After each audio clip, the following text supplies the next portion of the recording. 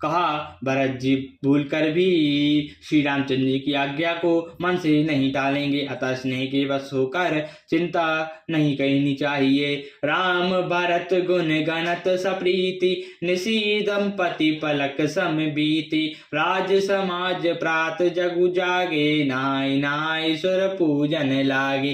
जे नहाय गुर परय रघुराई, बंदी चरण बोले रघुपाई।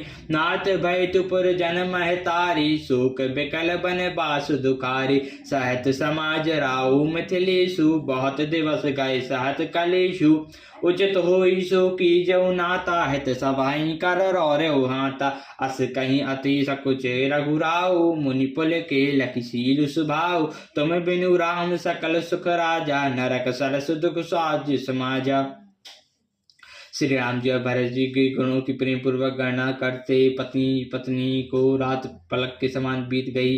प्रातः काल दोनों राज समाज जागे और नहा नहा कर देवताओं की पूजा करने लगे।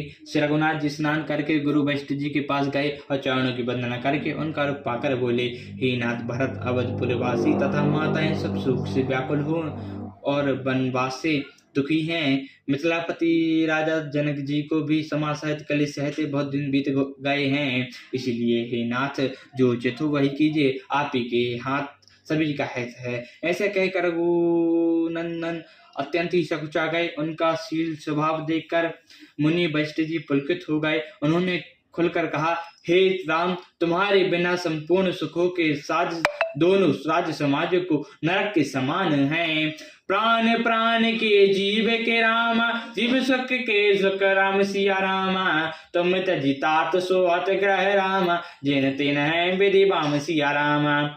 हे राम, तुम प्राणों की भी प्राण, आत्मा की भी आत्मा और सुख के भी सुख हो। हे तात, तुम्हें छोड़कर जिन्हें घर सुहाता है, उन्हें विधाता विपरीत है। जो सुख कर्म धर्म जल जाओ, तान का राम पद पंकज भाओ। जोग कुजोग ज्ञानु अज्ञानु, जाने राम प्रेम प्रधानु। की तुम दुख सुख तुम्हें तेहि, तुम जनाओ जो जेहि केहि। राहु आयसु सर सबहि के, विदत कपलाई गति सबनी के। आपु आश्रम धरहु पाऊ, वायु सन स्थल मुनि राहु। करई प्रणाम तब राम सिधाए, ऋषि धरि धीर जनक पहियाए। राम चरण गुण वैष्णव नहा सुनाए, शील सन सुभाय सुहाय। महाराज सब की जो सोई, सब कर धर्म सहत हित होई।